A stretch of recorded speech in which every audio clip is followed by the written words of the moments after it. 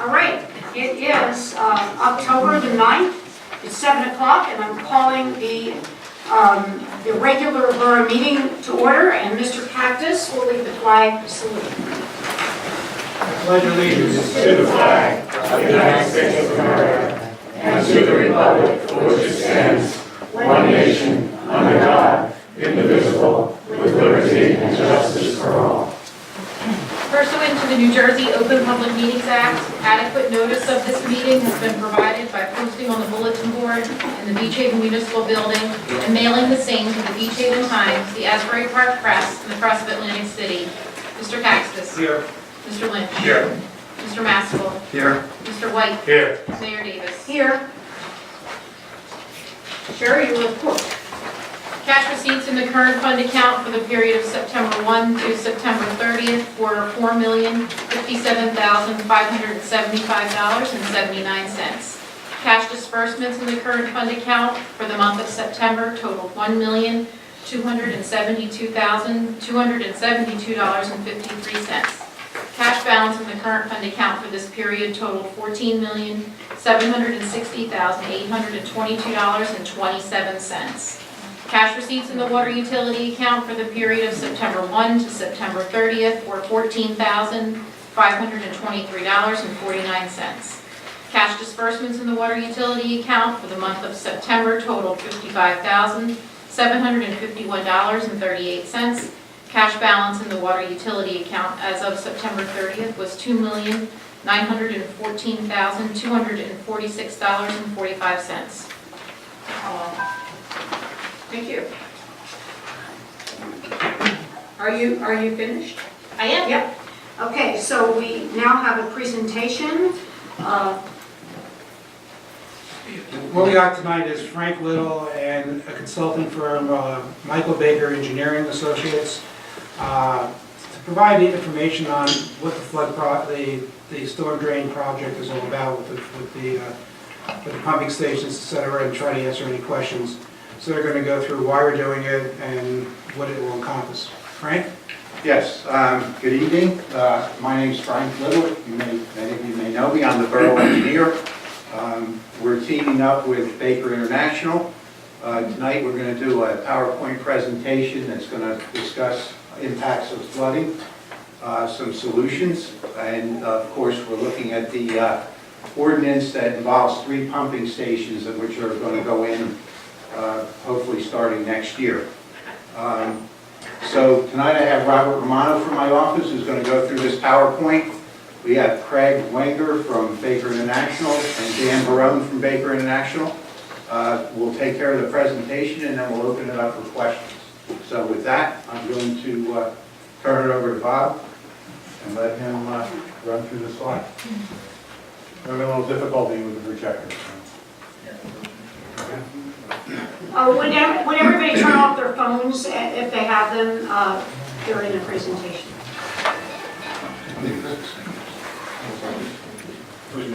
Thank you.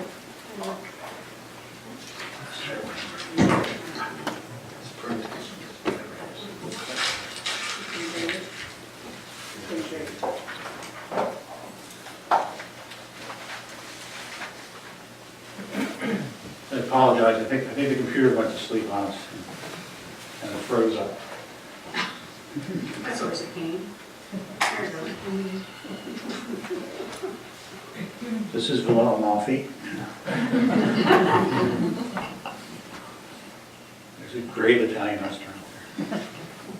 So the project team, as Frank said, is with the borough and the mayor and council, and Owen Little Associates and our special consultants, Michael Baker.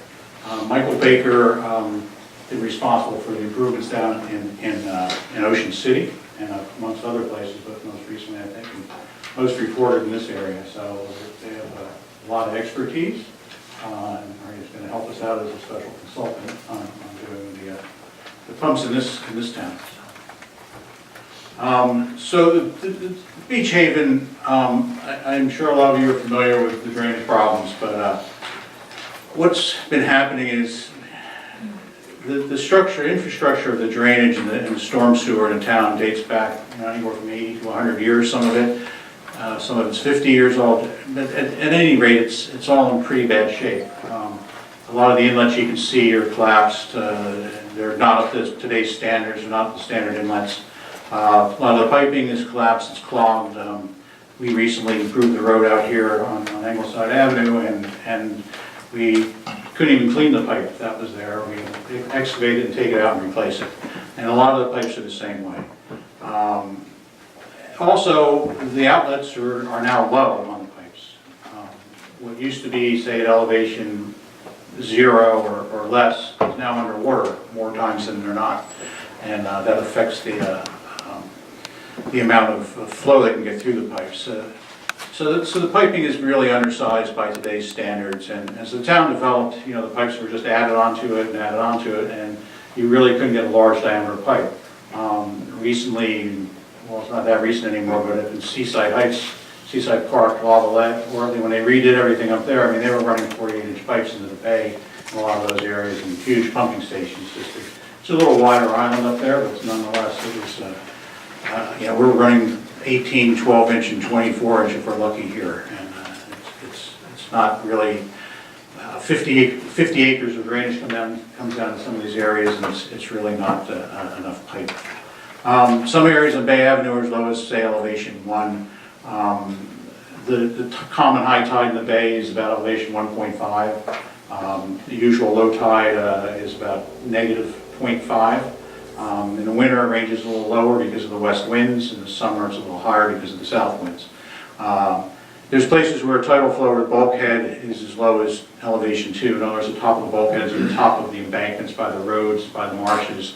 So as soon as the tides get up to elevation 2, 2.5, things are bypassing the storm sewers, and just flooding.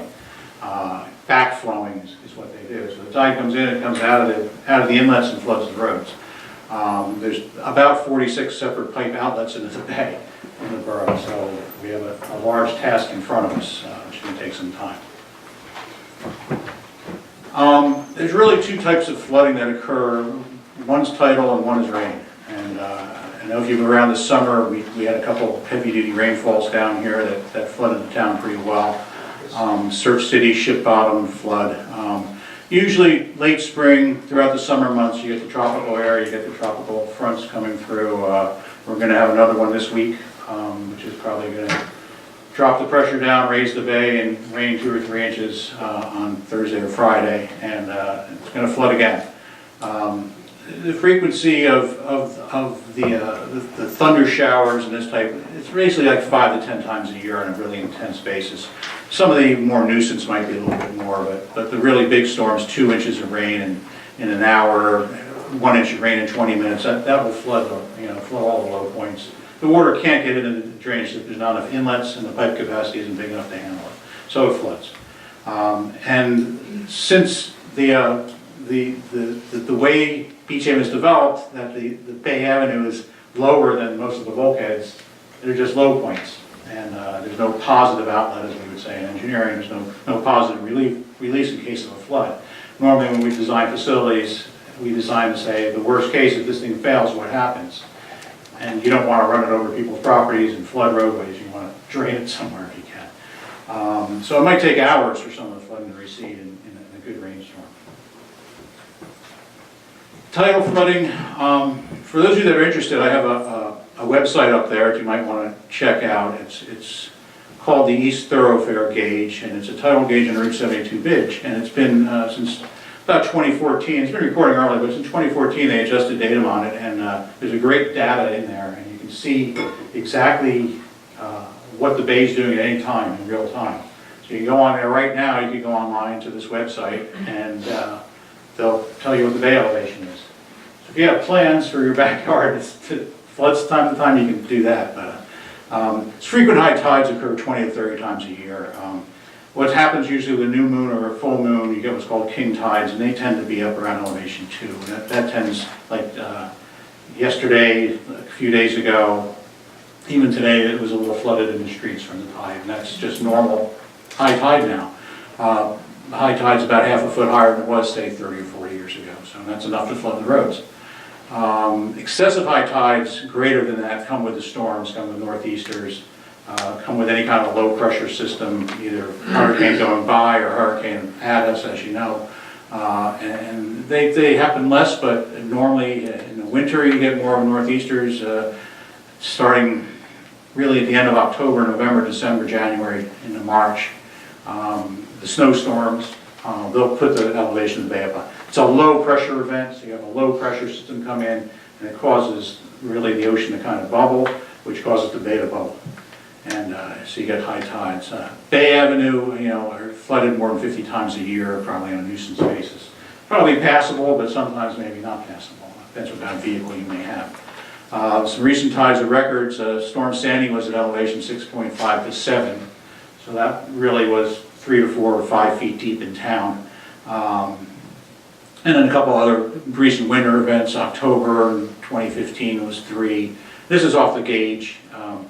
Interesting there at the end, March 7th, 2018, if you were here for that, that was accompanied by about 1.5 inches of rainfall on my way home from work.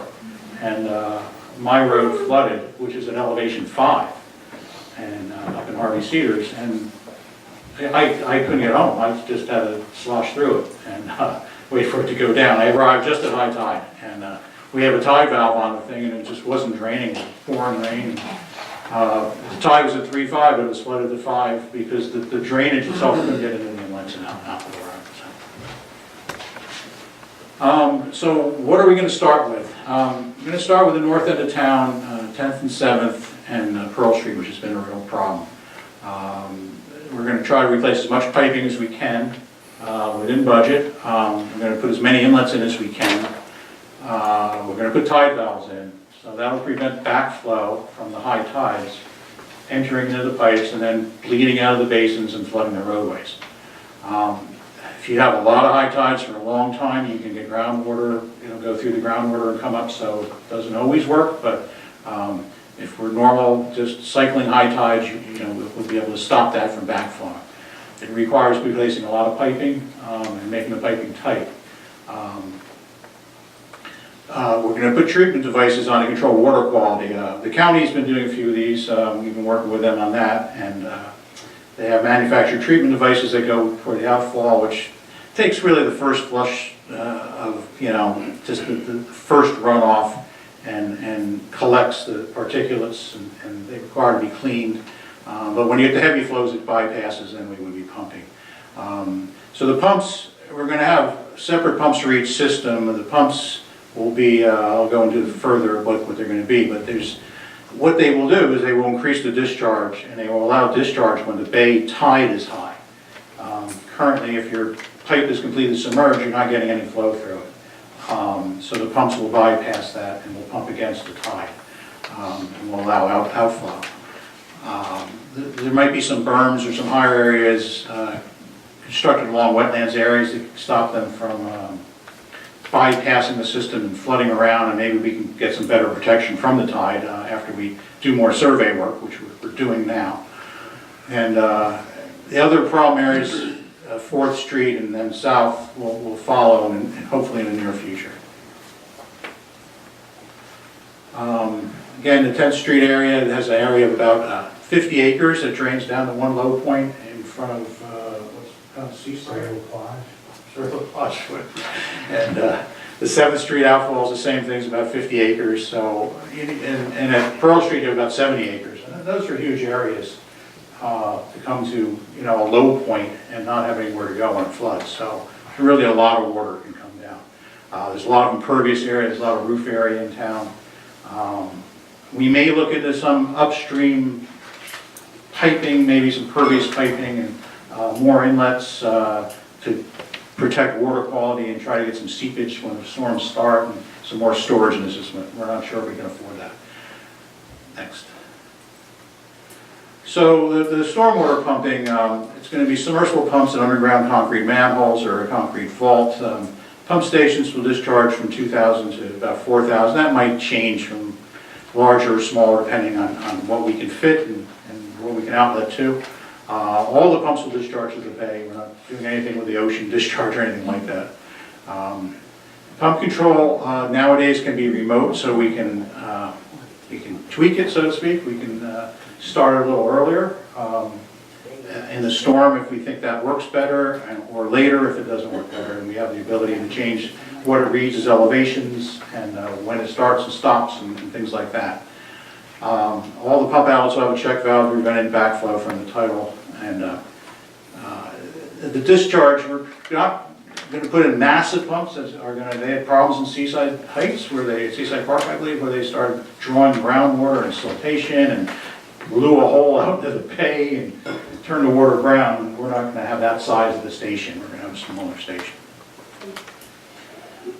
So the operation of the pumps basically would be controlled by two elevations. One is the street elevation, basically where flooding begins. The other elevation is the bay elevation. So as the bay elevation is low and the street elevation is high, we're going to pump. It gets up to close to flood level in the streets, the pumps come on, maybe one, maybe two. If we have 3 pumps, then the third one will come on as it gets higher. And that will assist the storm sewer itself to get a greater capacity and greater discharge. As the bay gets higher, the pumps will remain on until they get to a point to where the whole system's bypassed. In other words, if the bay is overflowing the bulkheads and coming in, we're not going to start pumping the bay in a circle, picking up the bay in the inlets and the pump stations and pumping them into the bay. It's just going to cause more velocity of flow from the bay to the inlet. So the pumps will shut down and wait for the bay to go down. Once the bay gets down below, say elevation 2 or something like that, the pumps will come back on and pump out whatever remaining water might be on the roadways. So I think that's a really good solution for this nuisance type flooding. To completely stop the flooding, you'd have to raise bulkheads, you'd have to raise the elevation of the town, really. I mean, you can't stop this kind of thing without some massive investment. And the ultimate solution is we'll see what Miami does, because they're in a situation exactly like this right now, and they're starting massive pumping systems, and it's going to be like New Orleans down there. So. This was just an example that I threw up. This is from the tide gauge, and this is in March, and I had 2 red lines. One's pump off, and the other top is pump off, and then the range of pump operation is between. So you can see, even in March this year, when we had the floods and a lot of the rainfall, there's times when the pump will be off. When the bay is above elevation 2 or so, and we still have to tweak those elevations, but something like that, there's no point because the systems are all bypassed. The one system from 4th Street bleeds into 7th Street, and the north end comes down from the township, and there's no point in pumping the bay. As soon as it gets low, though, and you can see through each bay cycle, it does go below that point. The pumps will come on and operate, and should clear out the flooding. So it'll be a lot less flooding than there is now. So in summary, the pumps will be reviewed, and adjusted to fine-tune the operation. By changing the amount of pumps. We think the cost of construction is going to be about $3 million for these 3 systems. Hopefully we can save some money on that when we get farther into it. Construction is hopefully to begin by fall 2019. We have to permit it, we have to go to DEP, and we have to finish surveying and design. And the maintenance of it will be by the borough, the pumps. There's a shared maintenance that goes on right now with the storm sewer in the county. Basically, the pipes that are in the county roadway, the county takes care of, and the pipes that are not in the county road, the town takes care of. The county usually does clean the sewers, the storm sewers, cleans out the inlets. They have the facilities, Beach Haven does not. So that's about all we have for that. I hope that was clear. Why don't you guys, we'll have Michael Baker come up, and they have some other things they can show from what they did in Ocean City, and then we'll have some questions.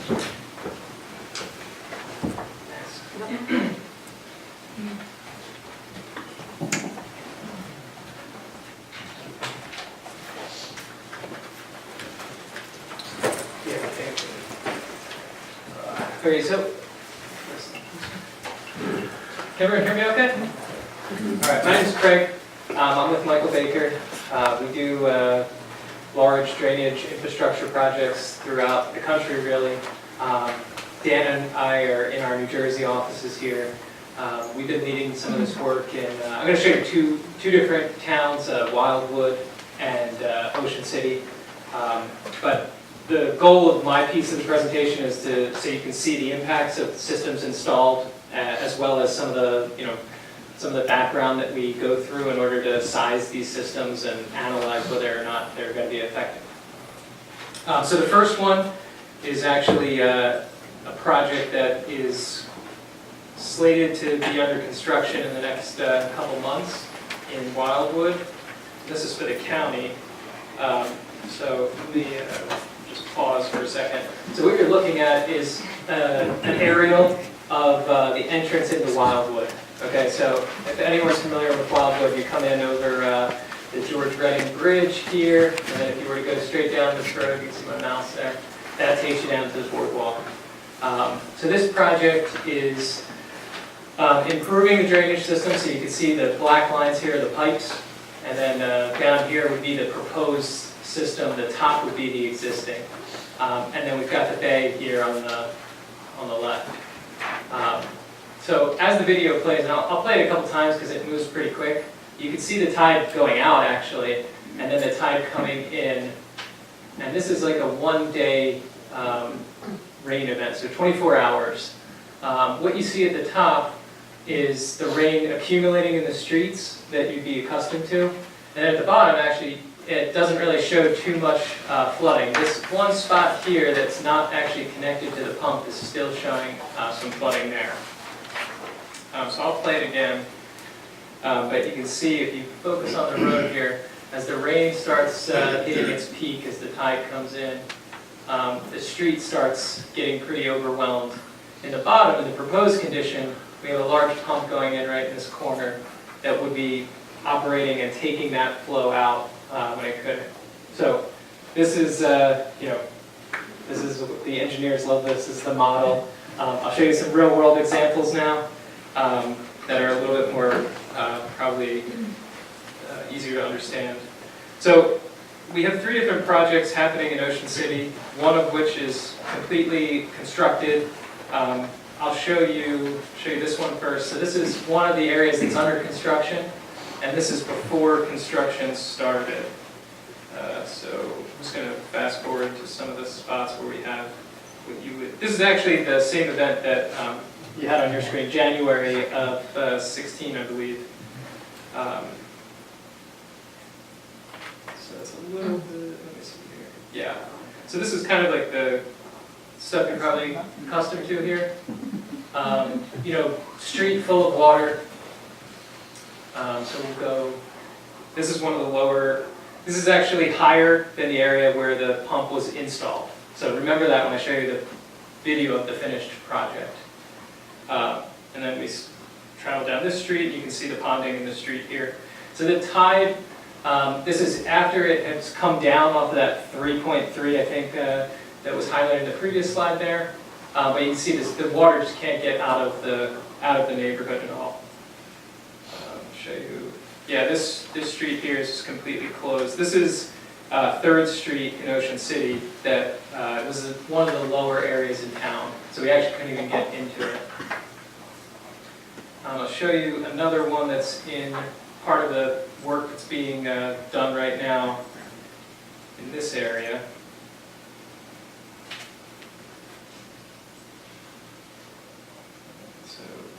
So as we start getting in here, you can see that basically the water is completely above the curves. This street is almost, this is similar to what you've been seeing in town in the larger events. Now this is the ideal storm that the system assists for, right? So this is, the tide is not over the bulkhead, but you've gotten some rain and the tide is in where the water can't leave the system. So yeah, it's actually, I think right here is probably the deepest. So our car is, the road is completely flooded. Now this is all during the same event. Yeah, you can see the water splashing up on the hood there. Not in the no wake zone. I get the no wake emails. No wake email? All right, right, so the last video is the area that's been completed. And when this video starts, you'll actually, it's nice because on the left side as we drive in, you'll see ponding on the left here. This part of the project was not connected to the system. So as we go, you'll see this pond in the left here, the left shoulder. And then as we turn, this is actually built in the marsh. So this is off of the main island. This area is the lowest area in town. So you can see this is all part of the project, the area, or the part that we're driving now. And you can see that the road's, wet, but basically no pond, no puddles. So all of this gutter, the inlets, all that was part of the reconstruction. But the elevations here are at or below some of the elevations you have in town. I'm going to fast forward. So we go this main street here, we head down, and we're going to turn here. This is where one of the outfalls is. You can see that is the pump station right there. Okay, so I'll pause here so you can get a better look at it. So all you see above ground, all you really need to see above ground is that panel. This panel here, there's a shutoff for the electric that comes off of that. The stairs are actually an Atlantic City electric requirement, so they can get up to the meter box. The pump itself is all underground right here. And the way this works, you can see that the tide is in. The water is pretty much at road elevation here. So the outfall itself is completely covered. But there's another pipe that diverts the water as the water backs up in the bay so that it goes into the pump, and then the pump is working then. So everything is actually still going to the same spot, but now we have a pump assisting what gravity couldn't do. So this is right up against the marsh. There's no bulkhead, no curbing. This is probably as low as it can get in this part of town. 7th Street. Yeah, exactly. And then we'll go even further back into the marsh here. So this is the other area. The resident that lives in this house is actually, when these projects go on, you're going to deal with construction. There's going to be, work being done. The best part about this project was this resident was very engaged in the project. He was at the meetings like this before we started. He really wanted to be informed. Every time I'd be out in the field, he'd be out on his deck talking to me about it. He was a year-round guy there. And, he saw it firsthand, when it would work, when the water would come over the curb, and then how quickly the water would get out once the pump was able to go back on. So as we go here, we actually had to construct this little bulkhead here because the road, they had just basically a pile of pavement there. This is another pump here. And then I go around the block, because you can really see this is the lowest spot in town. And there is a small curve, but you can see the tide is completely in right up to more or less that elevation of the curbing there. Okay, so normal drainage would not work. In a situation like this event, he would have, if the resident there, his car would have, 6 inches of water up the tires, which is standard for him, and then that would take probably a day or two to get out of there. So, he's very happy with the end result of this project. That is more or less the gist of the videos that I was going to show you. I keep it pretty brief, but happy to answer any questions. I guess we can open up for questions if anybody has anything, and hopefully we were thorough enough. Is there a power backup to the pumps in case the electric system should be down? I don't think we would do that on these pumps. My thought is, to correct me, but once you get to a lack of power situation on the island, you're in a heavy-duty storm. And things are going to... Yeah, basically, we I don't know what else. We looked at the same thing. We kind of did a analysis of the power outages that were happening in Cape May, and the times that the power actually went out were due to storms that the pump would have been off anyway. The difference, if you were to put generators, you would have to, have those at elevation 10. So they'd be pretty high off the ground. And then you have to actually, there's quite a bit of vibration from the generator. They run them once a week. Yeah. So they actually, tend to be more of a problem. But obviously, if you have a system that's dependent on pumps, then you need that. The benefit of these systems and the one that you guys are considering is that, it still has that gravity component that's going to be there all the time. And the pump is that extra kick that is needed. The power on that one does not seem to go on. I have experienced a lot of outages in a lot of storms. I've been here 35 years. More. Yes? Hi, I have a condo at Shelter Cove, which is 50 yards contiguous to this project. First we were, That's the 10th Street outlet. I'm sorry, 7th? 7th. Okay, 7th. So we're between 6th and 7th on Delaware. Okay, so that's We weren't notified that any of this was going on. The first time I saw it was in the sandpaper at August 22nd. So I'm concerned, particularly for the people on the north side of the building, and part of my condo faces that. The noise, how often it's going to run, and what is the impact on the wildlife, and mallards happen to nest back in that corner. There's at least 50 Well, the different pumps species. themselves are underground. Right. The pumps are in a manhole or a vault, 6-inch concrete walls or 8-inch concrete walls. Very little sound that you would hear from those pumps. They're submerged underwater. The outfall, if it's pumping at a high velocity, you may hear some gurgling as it goes up. There's nothing really more than a regular storm sewer, really. Has there been any complaints of them? No, nothing about noise. Pumps have this reputation of having a noise component. It's largely from the generator. When you have a Or a pump, fan? yeah. So sometimes these pumps are completely submerged. They come encased in the oil, so they self-lubricate themselves. So not only is it submerged underwater, but it's also in its own housing. So we've been out there when they've been operating, and if you weren't standing on top of it, you wouldn't even know it. So it's pretty, it's pretty hard to notice. How far out are you pumping past the cove? We don't know yet. We're not even sure where some of the outlet pipes go.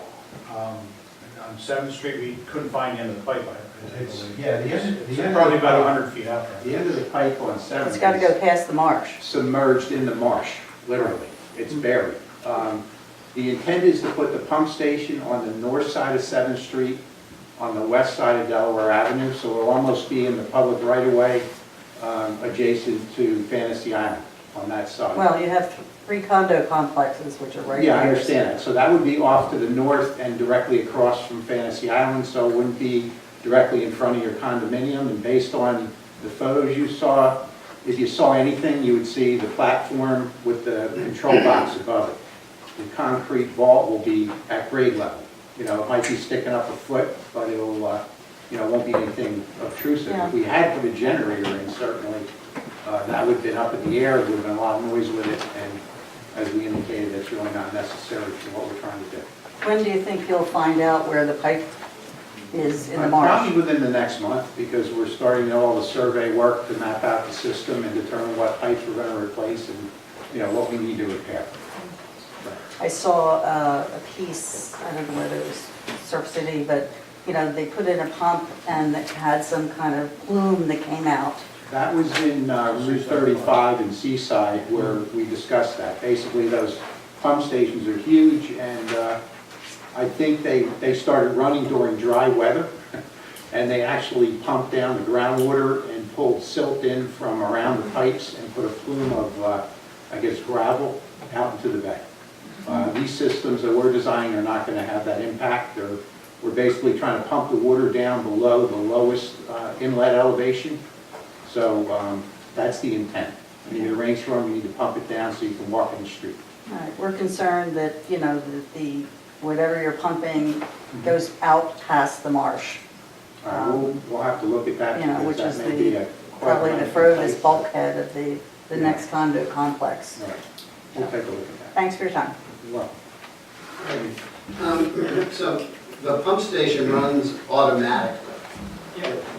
So it's when the water goes up, it comes on. It's based on the water level.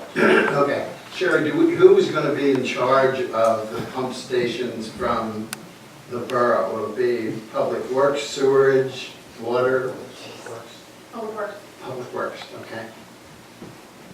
Yeah, the systems like these things, you can, the pumps that I showed you Yes. have actually a silent alarm on them as well. I think that maybe address some of the other points as well. So, you know, if there's a mechanical issue, you'll see like a little red light at the top so that you can notify.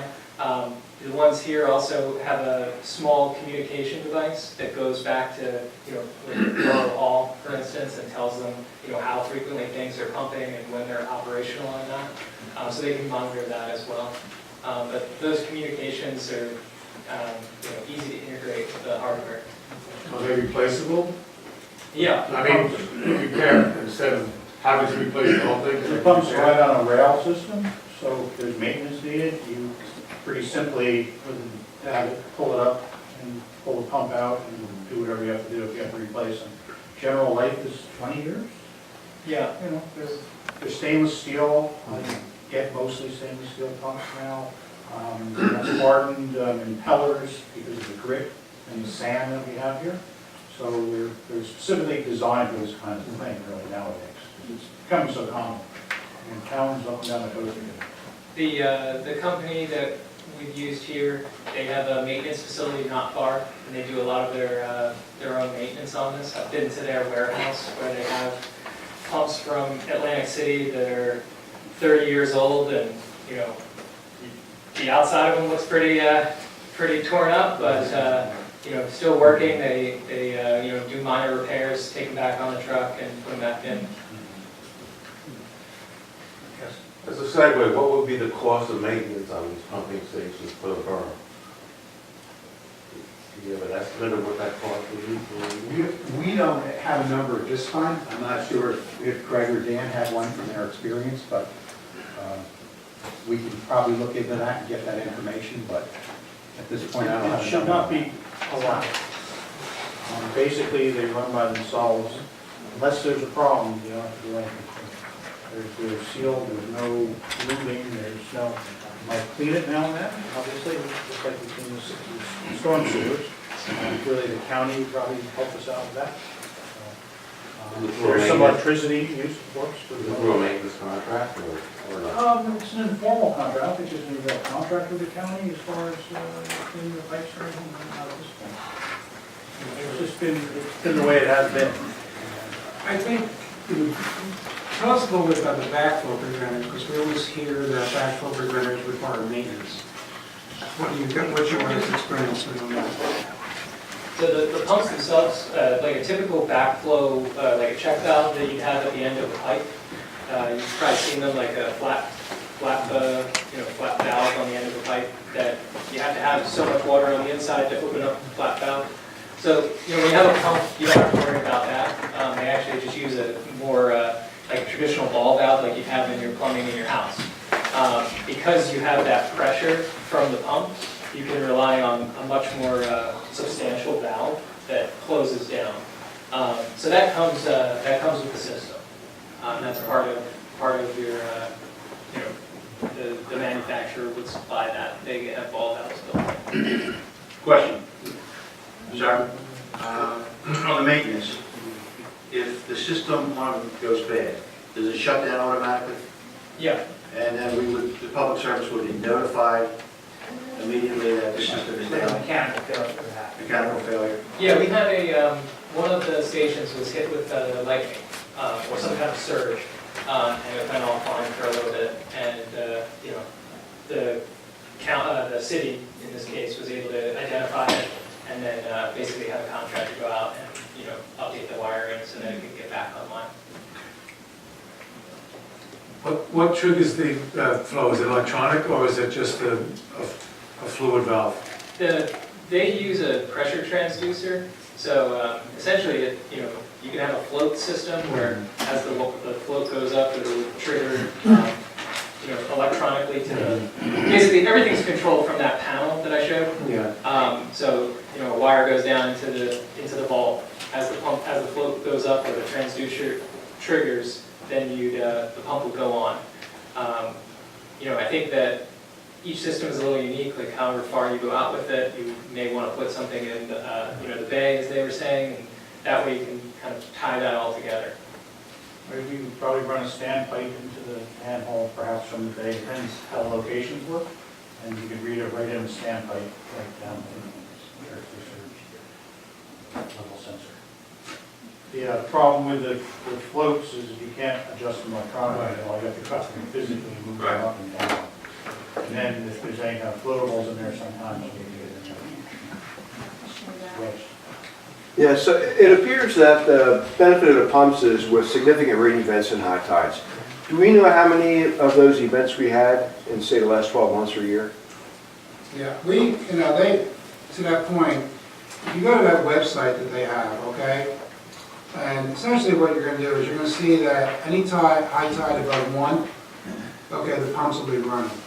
And once it reaches 2, the pumps will shut down. Well, the question is how many rain events coincided with those high tides? Well, it's not just the rain events. Yeah, so Well, the check valves, I see the advantage of the check valves in the bay, and the pumps there will be an advantage to that, but I'm trying to sort out in my mind how many of these events actually occur. Right, the mixture of the high tide and a heavy rain is not that common.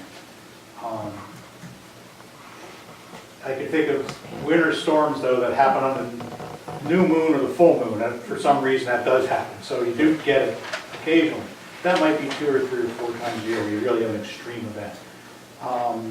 The problem that Beach Haven faces is, commercially in the summer, you don't want to have your roads flooded.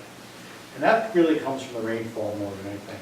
And the weather's changed in my life, but normally you wouldn't start getting northeasters till the end of August. Now we don't get them until the end of October. So we really haven't had them. We might have them this week. And so the northeasters will bring the tidal up and we'll dump some rain. Normally northeasters used to be 3 days of cloudy weather with some drizzle and maybe a little rain now and then in the summer.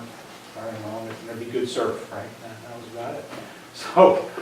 So the combination is more rare. Right, on one hand, you're saying it's rare, on the other hand, we need it. I'm trying to What is common is eventually... every month, you Right. get a new moon, you get a new moon, and you get higher tide elevation. Right, but that's what We the had check in the valves past. are for. Corresponding with the significant rain event is my question. Yeah, so it's maybe 5 times a year, maybe 3, 4 times a year. However, as Mr. Cassis said, if you're really looking at 50 events a year as a minimum anymore, of when these pumps would really help out. When the tide's up and it's a little higher and we have backflow. It's not only just the pumps, it's the improvement to the drainage system that's paramount as well. Putting in larger pipes, putting in more inlets, will all help, all help.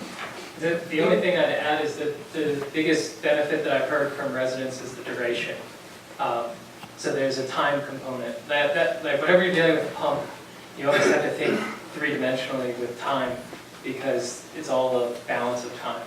So, the videos that I showed, during the 3.3 elevation, the roads are flooded.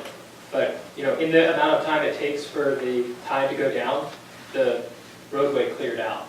Every other place in town still had that water sitting there, and sometimes it sits there for multiple tide cycles because it can't get out.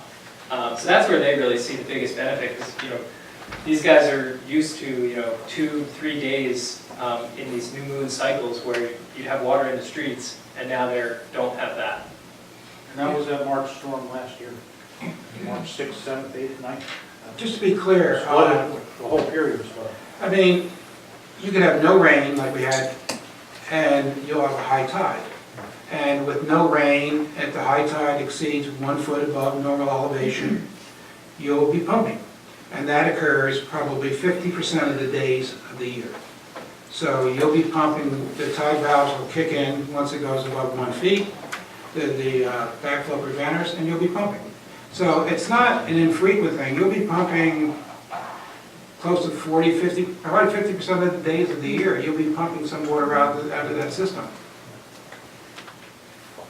Correct. So with no rain. I mean, when it rains, it's going to worsen the conditions. And, you know, there's probably going to be, based upon the charts, and I have copies of the charts, if you want to look at them, you'll find 7 to 8 days a year when you'll be above 2 feet, and the pumps will shut down so they don't flood the bay. But instead of the water coming through the storm drains, they'll be restricted to the area right next to the bay where it's going over the bulkheads. Excuse me, I spoke to some friends in Ocean City, and the best compliment they could say was that the water didn't sit there. It moved out quickly, whereas in certain towns like ours, you can go down the street and have that flooding, it'll be there 2 or 3 days. And it won't have, that doesn't have anywhere to go. They said in Ocean City that, yeah, there was some minor flooding, but the water was gone. You know, with the next tide, or whatever they called it. But they were very appreciative that was the best they could do, and they felt it was very, very good for them.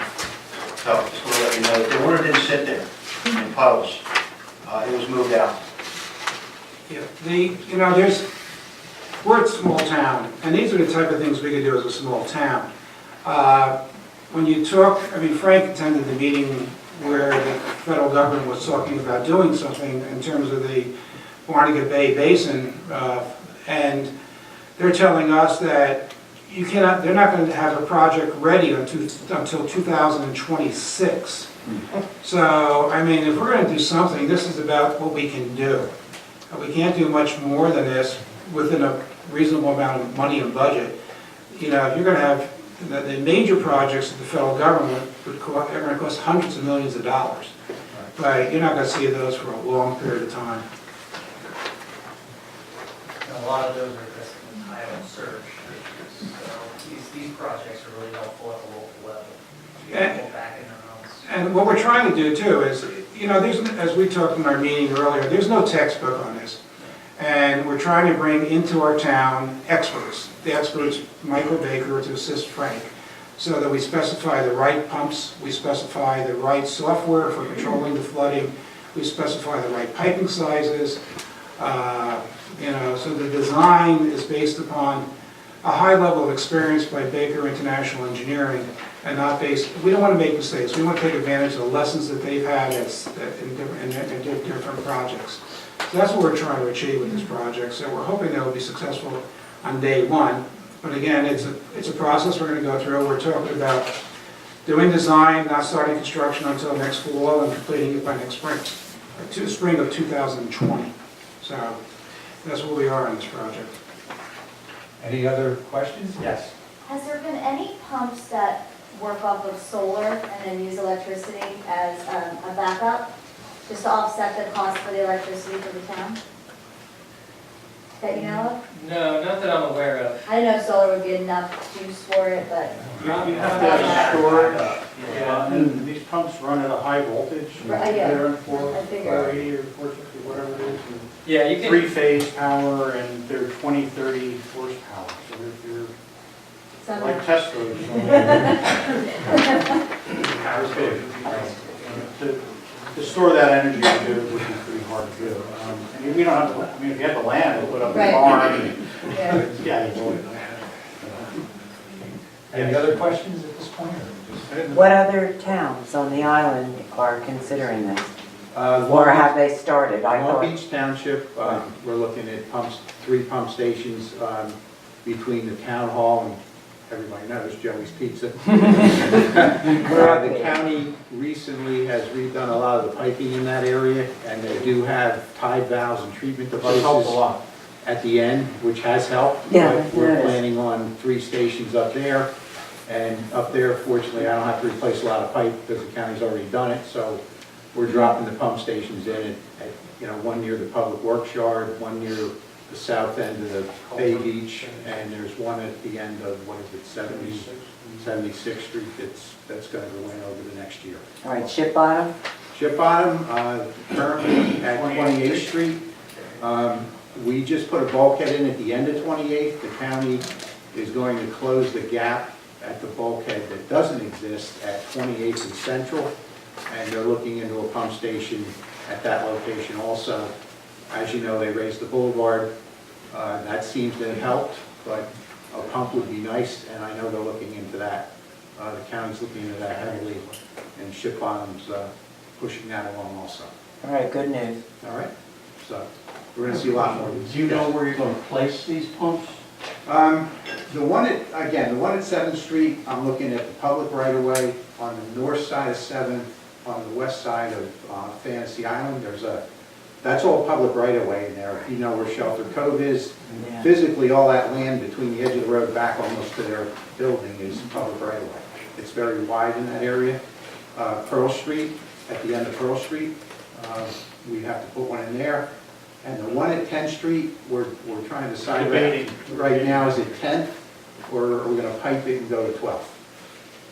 Because that system, it's a little tight at the end of 10th Street right now, there's a lot of utilities. What's the name of the condo there? Shelter Harbor. Shelter Harbor. Yeah. They have problems where they've built the buildings over their Over storm their sewers. outfalls. And their outfalls are not functioning, and Yeah. so we're not gonna try to compound that, so we're trying to look into going down the wall. You have gas line, you have water. Yeah, so we're doing survey work now, we have to look at, the options, but, that one area in particular may be a little troublesome, we might have to lose something, but we looked at the end of 12th, and there's plenty of room. There's a marine on both sides, so it's not really an issue. You want to try to keep it away from. Yeah, as much as possible. Yeah, by the commercial. Of course, the one at Pearl Street will be probably on the south side, adjacent to the fencing for the yacht club. We know there's homes there, but again, these are in the ground, submersible pumps. Other than hearing the water coming out of the pipe, you probably won't hear them, and if it's raining and storming, you're probably inside your house. These things aren't going to operate on a single day unless it's a total tidal event, and, we need to pump the tide down once it drops down low enough. Anybody else? Yes, I'm sorry, in the back, and then I'm over here. Yes. My question, when it, like over this past, I guess, Chowder Fest weekend, when it just started flooding on Bay Avenue for no reason, it was sunny. Now, say you're at either the north or south side of Fantasy Island, and the water's like this deep. Right. Is that deep enough to make it come on? Oh, yeah, The pump? absolutely. The pumps will start coming on the minute the water gets near the top of the grate elevation before you even use out of Okay. in a storm event. So, yeah, the intent is not to let it get a foot deep and then start the pumps. It's to anticipate it, start the pumps, and get ahead of it, and then continue to pump. And hopefully we'll be able to isolate those systems from the bay tides. Like Right now, valving everything's open. closing off some pipes perhaps and redirecting to a large, so we might be able to stop that water from even getting in there. Right. And not have to pump. Okay. Right, question? Is the DEP, is this an approval that this project has? Yeah, this, we have to provide the design and we have to get permitting for it. So the DEP will be involved with permitting. Okay. But they've already permitted pump stations in Ocean City and Wildwood, and, they're used to this, and this seems to be the trend at this point. So, One more. Yes. How do we keep apprised of the project? how do you keep Have some it kind of private? Well, I think website or- as we progress, I would assume we'll put out something on the borough's website. Once we get a little further along with the design. Maybe some of the drawings, just to show you what it'll look like and where it'll. Or this presentation. Yeah, we already asked Sherry to put this presentation on the website, so it'll be available for people. Everybody kind of knows the schedule. We'd like to move the schedule up, but it's all depends on permitting. So, 9th Street, Taylor Avenue, will they be included in this? yeah, that system, I believe, comes down, the one that goes out 10th Street, I believe, comes down to Bay Village in that area. And goes There's out one run that runs out Yeah. 9th Street Right. to the boat ramp. Yeah, we're going to be adding additional tide valves. I mean, there's a certain amount of money right now, so we're going to try to capture what we can, and then we're going to have to look to the future as So to, those pumps Right. should get that area. should get some of that area. Right. How many are you anticipating, How many what? pumping stations? Three. Now, Now, I don't know until we do these and see what kind of impact. We may be able to connect other parts of the drainage system to these yeah, and that's what I'm jump saying. over a high point by piping Yeah. and pick up up another area and into the same pump station, it would normally go a different direction. So, you know, we're starting, and as we progress, we can. I think we decided these were the worst areas right now. Yes. And when you look at the acreage that they're going to cover, it's about 170 acres, which is about 25% of the acreage that's in Beach Haven.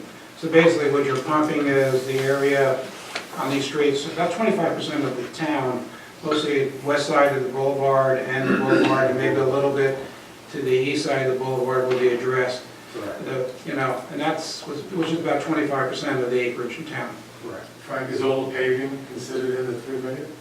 Yeah, well, anytime Maybe we the put whole piping street. in, we have to repair the road, so Yeah. certainly we can't put the pipe in and leave the road That's, unpaved. it's- That's part of it, yeah. it's When part you of it. install the pipe, the pavement repair, you know, for the trenches and so forth are included. All right, anybody else? Yes. I have a question for council. When will there be hearings or public notice on what the funding mechanisms are going to be? There's $3 million, my understanding, and then potentially there's going to be some grant funding, and then the rest is going to be part of the operating budget. When will that?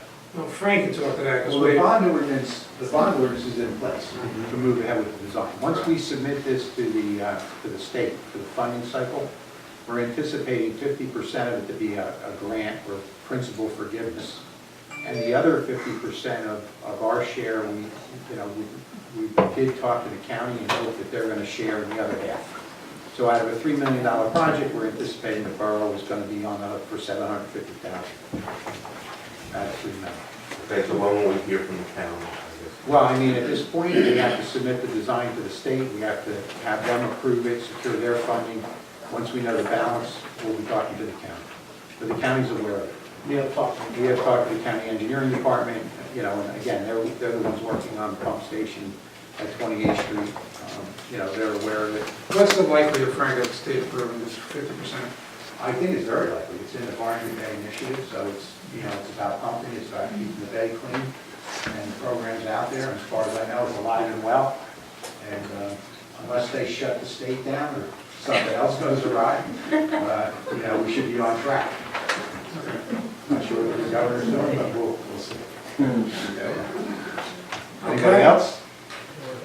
All right, thank you very much. And that'll be up on the website. thank you. Thanks, Brian.